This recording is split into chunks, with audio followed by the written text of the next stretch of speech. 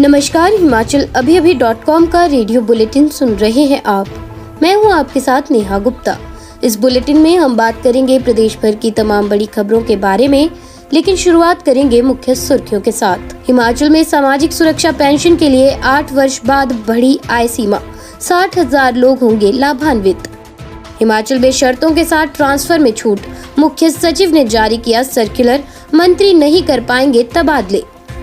बिलासपुर में बीजेपी राष्ट्रीय अध्यक्ष जेपी नड्डा के खिलाफ नारेबाजी, धरने पर बैठे कांग्रेसी। विधानसभा चुनाव की तैयारी में बीजेपी, सुरेश कश्यप बोले आम आदमी पार्टी से नहीं कोई खतरा। राकेश पठानिया बोले धर्मशाला के शहीद स्मारक में बनाई जाएगी झील, सौंदर्यीकरण के लिए जारी की जाएगी राशि। राजन सुशांत बोले हिमाचल को दिल्ली का सूबेदार नहीं, प्रदेश का सीएम चाहिए। हिमाचल प्रदेश के 5 जिलों में की जाएगी दालचीनी की पैदावार, कृषि मंत्री ने ऊना में की शुरुआत। अब समाचार विस्तार से। आपके स्वास्थ्य का प्रहरी श्री बालाजी हॉस्पिटल, कांगड़ा, हिमाचल। हिमाचल प्रदेश सरकार ने सामाजिक न्याय एवं अधिकारिता विभाग की योजनाओं में पात्रता के लिए वर्ष 2014 में निर्धारित वार्षिक आय सीमा 35,000 रुपए को बढ़ाकर 50,000 रुपए कर दिया है। 8 वर्ष बाद आय सीमा बढ़ने से 60,000 लोगों को इसका लाभ मिलेगा। सीएम जयराम ठाकुर ने 4 मार्च को पेश किए गए बजट में इसकी घोषणा की थी। सामाजिक न्याय एवं अधिकारिता विभाग की ओर से इस बाबत अधिसूचना अब जारी कर दी गई है। अतिरिक्त मुख्य सचिव संजय गुप्ता ने बताया कि वर्ष 2014 में योजनाओं में पात्रता के लिए जो आय सीमा 35,000 रुपए थी, उसे बढ़ाकर अब 50,000 रुपए वार्षिक कर दिया गया है। इस फैसले से 60,000 से अधिक लाभार्थियों को बुढ़ापा, विधवा, एकल नारी और दिव्यांगजन पेंशन का लाभ मिलेगा। हिमाचल प्रदेश में तबादलों पर लगी रोक में आंशिक छूट दे दी गई है। सामान्य तबादलों पर अभी भी प्रतिबंध जारी रहेगा। मुख्य सचिव ने इस बाबत सभी विभागीय सचिव और विभागाध्यक्ष को सर्कुलर जारी कर दिया है। इसमें स्पष्ट किया गया है कि जनजातीय व दुर्गम क्षेत्रों में खाली पड़े पदों को भरने के लिए सरकार किसी भी कर्मचारी का तबादला कर सकती है। इसी तरह किसी कर्मचारी की रिटायरमेंट, प्रमोशन और नए पद सृजित करने की वजह से खाली होने वाले पदों, आपराधिक मामलों, अनुशासनात्मक कार्यवाही और प्रशासनिक ग्राउंड के आधार पर कर्मचारियों के तबादले किए जा सकेंगे। ट्रांसफर की शक्तियां अभी भी सीएम के पास रहेंगी। संबंधित विभागों के मंत्री अभी कर्मचारियों के तबादले नहीं कर पाएंगे। इसके लिए सीएम की अनुशंसा जरूरी होगी। बीजेपी के राष्ट्रीय अध्यक्ष जेपी नड्डा के गृह जिले बिलासपुर में उनके ही खिलाफ कांग्रेसियों ने अपनी आवाज बुलंद कर दी है। बुधवार को जेपी नड्डा के खिलाफ नारेबाजी करते हुए कांग्रेस ने प्रदर्शन शुरू किया है। शहर के रोड़ा सेक्टर में पूर्व सदर विधायक बंबर ठाकुर कार्यकर्ताओं के साथ धरने पर बैठ गए। हालांकि कांग्रेसी नलवाड़ी मेले के समापन समारोह के दौरान सीएम जयराम ठाकुर का घेराव करने वाले थे, लेकिन सीएम का दौरा स्थगित हो गया। सीएम जयराम ठाकुर का दौरा रद्द होने के बाद कांग्रेसियों ने धरना प्रदर्शन करना शुरू कर दिया।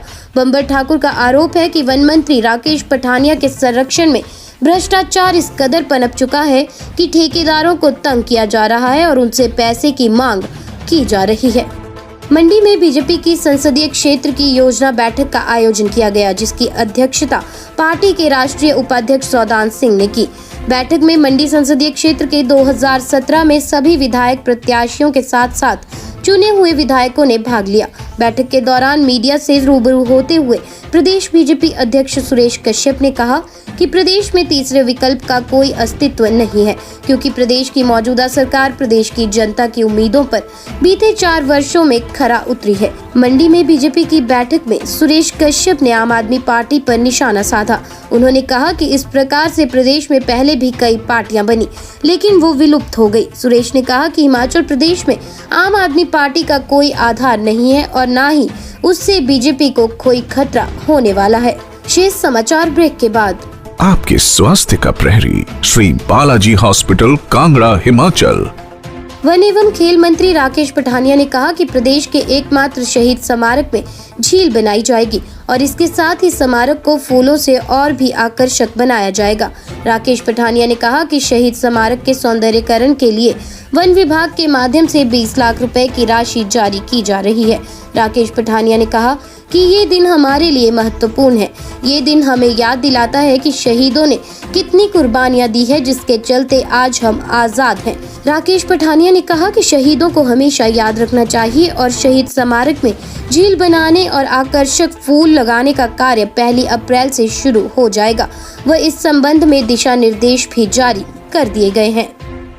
कुल्लू पहुंचे हिमाचल रीजनल अलायंस पार्टी के प्रदेशाध्यक्ष डॉक्टर राजन सुशांत ने कहा कि हिमाचल को दिल्ली सरकार का सूबेदार नहीं चाहिए, बल्कि उन्हें अपने प्रदेश का ही सीएम चाहिए। राजन सुशांत ने कहा कि हिमाचल में आज तक जो भी सीएम रहे हैं वो सिर्फ केंद्र सरकार के आदेशों को मानते रहे, जबकि हिमाचल के विकास के लिए उन्होंने अपनी ओर से कोई भी फैसले नहीं लिए। दोनों दलों से सीएम प्रदेश में तो हुए, लेकिन वो हमेशा दिल्ली सरकार के आदेशों पर ही काम करते रहे। अब की बार सीएम हिमाचल का ही होगा और वो फैसले भी हिमाचल के हक में ही लेगा। हिमाचल प्रदेश के ऊना, बिलासपुर, कांगड़ा, हमीरपुर व सिरमौर जिला में 40,000 प्रति वर्ष दालचीनी के पौधे लगाए जाएंगे, जिससे किसानों की आर्थिक स्थिति भी सुदृढ़ होगी। ये बात कृषि मंत्री वीरेंद्र कंवर ने बुधवार को ग्राम पंचायत बरनोह में दालचीनी के पौधे रोपित कर दालचीनी खेती का शुभारंभ करने के दौरान कही। उन्होंने बताया कि ग्राम पंचायत बरनोह में 1.5 कनाल भूमि पर 50 दालचीनी के पौधे रोपित किए गए हैं। उन्होंने कहा कि हिमाचल प्रदेश में CSIR द्वारा दालचीनी के पौधे सप्लाई किए जाएंगे तथा कृषि विभाग नोडल एजेंसी के रूप में गाँवों में दालचीनी के पौधे लगाने का कार्य करेगी। रेडियो बुलेटिन में आज के लिए बस इतना ही। नमस्कार।